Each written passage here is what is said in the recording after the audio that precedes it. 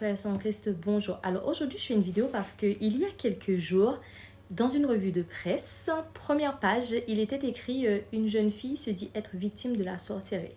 J'ai lu un petit peu les commentaires, j'ai entendu des gens autour de moi parler un petit peu de cela. Certains disent j'y crois, d'autres disent j'y crois pas. Vous êtes libre chacun en fait de penser ce que vous voulez.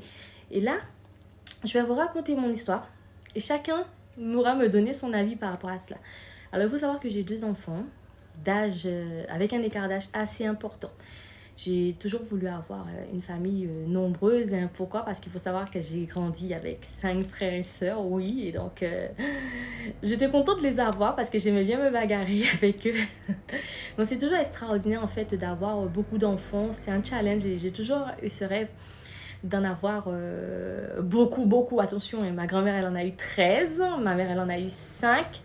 Je me suis dit, ce que Dieu me donne, je prendrai. Mais c'est vrai que je n'avais pas prévu de m'arrêter à 1, ni 2, ni 3. Bon, peut-être 3, je ne sais pas. Alors, voici mon histoire. Alors, quand j'ai eu mon deuxième enfant, j'ai voulu avoir un autre enfant. Donc, je suis tombée enceinte. Je voulais avoir des enfants d'âge rapproché, hein, parce que c'était mon plus grand rêve d'avoir des enfants d'âge rapproché. On va plus loin aussi, même d'avoir des jumeaux. Hein. Qu'est-ce que Dieu n'est pas capable de faire? Donc, j'ai enchaîné pour avoir un autre enfant d'âge rapproché. Ils auraient eu précisément 10 mois d'écart. Donc, qu'est-ce qui s'est passé? Je suis tombée enceinte. Et quand je suis tombée enceinte, je me souviens le dimanche, je ne sentais plus mon fils bouger. Et quand je suis arrivée à l'hôpital le lundi matin, on m'a annoncé que mon fils, il n'y avait plus de rythme cardiaque. On m'a expliqué qu'on ne pouvait pas m'accoucher dans cet hôpital, donc il fallait que j'aille dans un autre hôpital. On m'a transférée. Et le soir, on a recontrôlé, on m'a reconfirmé qu'il y a un problème. Je me suis posé plein de questions et puis je ne savais pas qu'est-ce qui pouvait être à l'origine du décès de mon fils. Il faut savoir que j'avais précisément 8 mois et demi. J'attendais mon fils pour la Noël. C'était un cadeau qui a été extraordinaire pour moi, mais il s'avère que le destin, si on peut appeler ça le destin, je ne sais pas, on a décidé autrement. Donc j'ai accouché précisément en novembre 2020 de mon fils décédé, mort in utero, on appelle ça une mort fétale in utero, parce que mon fils avait un cordon autour du cou très serré. Hein. Quand je vous dis très serré, la sage-femme m'avait dit à l'époque, elle n'avait jamais vu un cordon aussi serré, au point que mon fils, il saignait de la bouche. Ouais, il saignait de la bouche, c'était impressionnant, c'était un choc pour moi. Je me suis dit, non, mais c'est pas possible ça. On m'a dit, c'est la faute à pas la chance. J'ai dit, d'accord, je veux bien croire ça. Mon fils, il était complètement attaché. Hein. Je me dis, il avait le cordon dans le cou, il en avait dans la jambe. Il était vraiment mêlé, mon fils. Donc, je me suis ressaisie et le mois d'après, j'étais très heureuse parce que je dis, ça y est, je suis retombée enceinte. Et bien là, grande surprise, ça y est, encore un garçon. Je suis trop contente.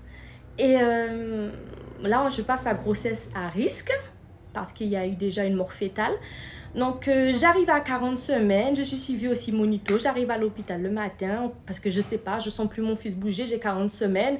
L'équipe médicale même n'a pas voulu me déclencher plus tôt que les 40 semaines. On m'a dit à terme, allez à terme. Oui, à 40 semaines, je suis arrivée à 40 semaines. Et mon fils, il est né dans un état de mort apparent. Il était inerte, il criait pas, il pleurait pas. Ils ont essayé de les réanimer. Il a 40 semaines. Il est grand, il est gros, il fait pratiquement 4 kg, 56 cm. On voit vraiment, voilà, il est bien. Et je ne sais pas pourquoi on m'envoie 40 semaines. Donc, j'accouche, ils partent, on essaie de réanimer et puis on me ramène mon fils mort. Et à ce jour, je ne sais pas de quoi il est décédé. Et on va plus loin. Nous nous sommes battus pour que l'hôpital fasse une autopsie. On a gardé mon fils 1 mois à la morgue. Oui, écoutez ça bien, 1 mois à la morgue. Et on m'a appelé pour me dire, comme personne n'a accepté, même de faire une biopsie prélevée pour savoir de quoi mon fils est mort, de venir le chercher. J'ai été récupérer mon fils à la morgue. Je me suis retrouvée 9 mois après devant le même caveau où j'avais mis mon premier fils. Je dépose mon deuxième fils. Le premier, je l'ai vu, ça m'a fait beaucoup de mal. Mais le deuxième, je n'ai pas pu le voir parce que malheureusement, le fait qu'il soit resté 1 mois à la morgue, en fait, apparemment, il était tout bleu et tout. Et c'était direct le prendre et l'emmener au cimetière. Et qu'est-ce qui s'est passé? Bizarrement, je suis tombée malade. Oui, je suis tombée très malade. J'ai attrapé en fait une maladie bizarre, mystique, qu'on appelle de l'hypertension artérielle. Oui. Une maladie qui joue à cache-cache avec l'équipe médicale au point comme ça, ben, on ne sait pas en fait, hein, votre cas il relève plus de la médecine, hein, on ne sait pas comment vous soigner, on ne sait pas, on ne comprend pas. C'était très drôle, hein, c'est super drôle tout ça. Et je me suis même retrouvée, hein, j'ai pas 40 ans, j'ai plus de règles. Oui, je n'ai plus de règles, je me retrouve... je n'ai plus de règles, donc si j'ai pas de règles, je peux pas tomber enceinte. Ah ben, je me suis retrouvée miraculeusement enceinte, c'était extraordinaire. Mais qu'est-ce qui s'est passé? Parce que j'ai accouché en septembre 2021 de mon fils qui est décédé. Ben... Alors, une fois, ok, deux fois, ok, trois fois, il y a un problème. Je suis retrouvée dans un état bizarre. Je vous raconte une prise de violent vertige, avec des envies de vomir. C'est exactement la même façon, ça s'est manifesté l'hypertension. C'est exactement les mêmes choses. Au point que je ne pouvais plus me mettre debout. Quand je me suis mise debout, j'avais la tête qui tournait comme si je suis dans une machine à laver. Mais qu'est-ce qui se passe? Je fais une rupture franche de la poche des os à 20 semaines. Oui, à 20 semaines, je fais une rupture franche de la poche des os. Donc, on me dit, je vais essayer de tenir. Je tiens 3 jours, c'est génial. On me dit le soir même que bon, je vais rentrer chez moi. Je dis non, je préfère pas. Je préfère rester quand même comme dit, comme fait. Je fais 42 degrés de température. Oui, 42 degrés de température. On m'envoie aux urgences, au bloc. On me dit, madame, on vous accouche parce que là, vous allez avoir une infection qui va se généraliser. Vous risquez d'y passer. Votre bébé n'est pas viable. Vous savez... Et on m'a fait ce qu'on appelle une interruption médicale de grossesse. Donc, on a dû mettre un terme à ma grossesse. Oui, ils ont mis un terme à ma grossesse. Mon fils, il est né, il était vivant. Ils étaient même surpris de voir que mon fils, il était vivant. Mais malheureusement, en fait, bon, ça me fait quand même un petit peu de peine. Mais ils ont dû le laisser mourir. Ouais, ils ont dû le laisser mourir parce qu'en fait, il n'était pas viable. Et en France, le protocole ne permet pas de réanimer à 20 semaines. Non.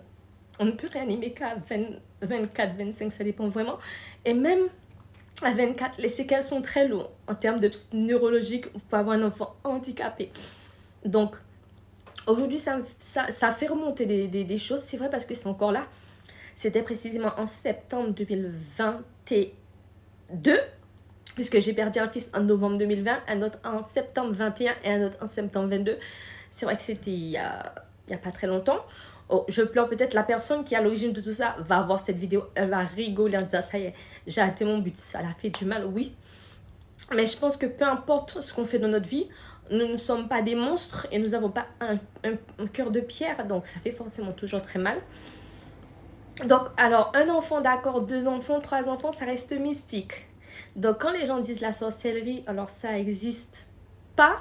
Vous êtes libre de croire ce que vous voulez, mais la mienne, la voici mon histoire. Ouais, la voici mon histoire.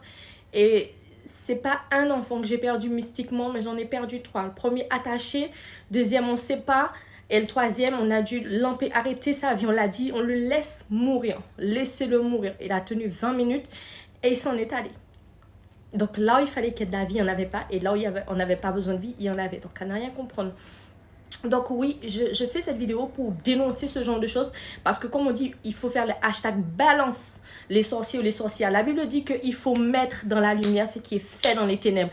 Donc ce qui est fait dans les ténèbres, il faut le dénoncer. Donc oui, je le dénonce aujourd'hui. Je ne dis rien, je supporte. Non, je ne suis pas dépressive, non, mais je suis une maman et ça me fait beaucoup de mal quand même. Parce que je vois mes enfants grandissent et que je n'ai pas pu donner la chance à mon deuxième enfant d'avoir un petit frère, une petite soeur. Donc oui, ça me fait souffrir. Encore, c'est tout à fait normal. J'en ai perdu 3. Mais alors c'est vrai que j'ai vu des gens dire « Ah, mais elle va devenir folle. » Non, je ne peux pas devenir folle parce qu'en fait, j'ai perdu déjà ma maman. J'avais 12 ans dans de très mauvaises conditions. Et dans notre cas, dans mon cas, la dépression, c'est un luxe. De là où je viens, je ne peux pas me permettre. Quand j'ai perdu ma mère, j'ai vécu des choses déjà très difficiles, horribles. Quand on perd des enfants, on peut toujours congeler ses ovocytes, son sperme, faire une donation à 90 ans, trouver une mère porteuse et même faire un autre enfant. Mais quand on a perdu ses parents, on est orphelin, donc on ne peut plus les faire revenir. Donc, quand on a vécu déjà cela, ce qui vient après, ça fait mal, mais ça n'est pas insurmontable. Donc, voilà mon histoire. Ben, à vous de juger, de me dire, alors, le hasard, coïncidence ou attaque mystique? Je vous laisserai commenter. À bientôt.